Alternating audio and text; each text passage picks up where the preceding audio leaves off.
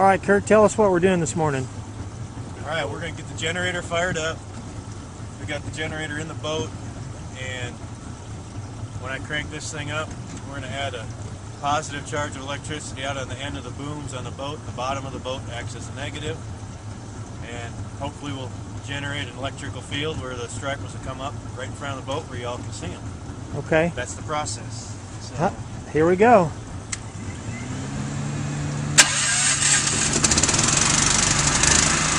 All right, let's go see what happens up front. Now, Steve, do we move when we do this? Yeah, we'll move around, and sometimes fast, sometimes you'll see some come up, and then you'll go in circles to try to get them in a group, so it works pretty well. If you're getting fast current, you got to keep going downstream because they'll come up behind the boat a lot, so keep an eye behind the boat for us. Okay. Now, how long does this usually, do you make long runs or short runs?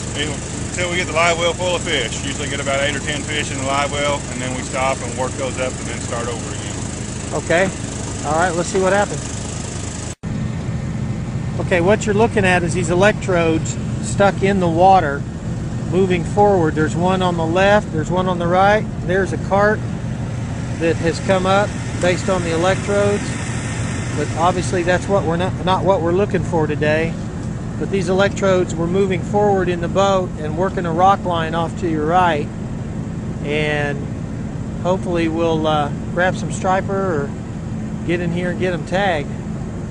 But they say this process, these fish school up along these rocks, and then as we move forward back along this line of rocks, hopefully we'll find some sitting in here.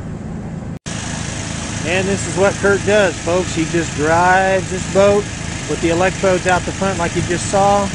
He's got his hearing protection on, so but he's sitting next to that generator. You wouldn't think it makes a lot of noise, but if you had to sit behind it for hours and hours, then I'm sure you'd notice it. But that little generator right there underneath that net produces the current that goes through the electrodes that we just looked at, and that's the whole idea here. Just nice and easy along this rock bank. Okay, we just came in. We've got 2 fish that Tony caught, and these guys are going to tag them. First run wasn't successful. Several carp, a couple of gar. We had something very large surface for a moment, and then took off, didn't stay. They're getting their measuring boards out. We'll take a look here. Some tagging information, and then we'll let these guys go. They were caught and then put back in this live well, so they revive a little bit, and they look pretty good for the moment. Ready to have a little information drawn. And this is Steve. He's going to take care of things here. I'm going to show you some of these tags.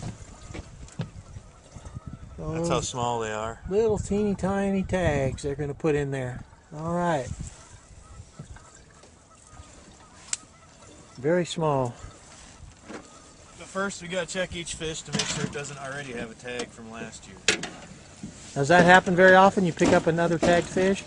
We tagged 340 stripers last year, and we found 10 recaptures that had a tag in them. So it's a pretty low percentage. It certainly is. Well, these guys are getting excited now.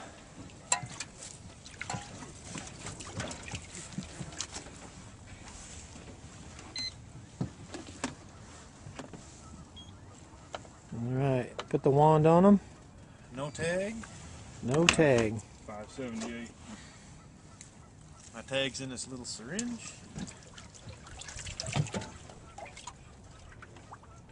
Up under the cheek muscle. I didn't get that very good. We'll get the next one. Right there's where it goes in. Alright. Push it up there. Love on him a little. Now that tag is right up under his eye. Okay. And he's ready to haul it. He's ready. He says that's enough of that. There you go. I think you're right. Go get big. See some of these pictures of these ones we've seen. 40-pound striper is a handful. Boy, I bet it is. He doesn't want to cooperate. It's a piece of work, I'm telling you. Yeah. Fish number 2. Amazing, amazing fish. Kurt's writing down the information on a tablet. How big is this second fish? It's probably about a 6-pound fish. Yeah, and he is 28 or so inches, 27 inches about. Okay. 6. Put the wand on him.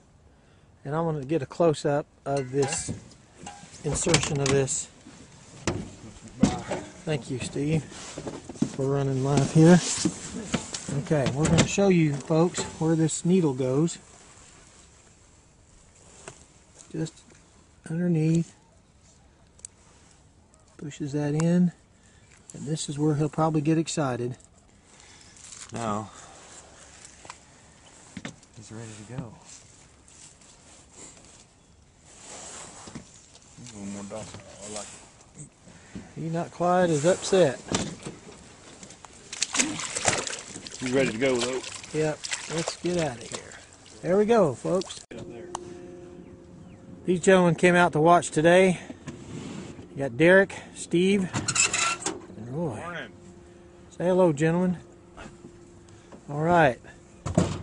That's about 45 degrees probably this morning. Beautiful morning. It's gorgeous, folks. I'm going to see if we can't get you a little look at that.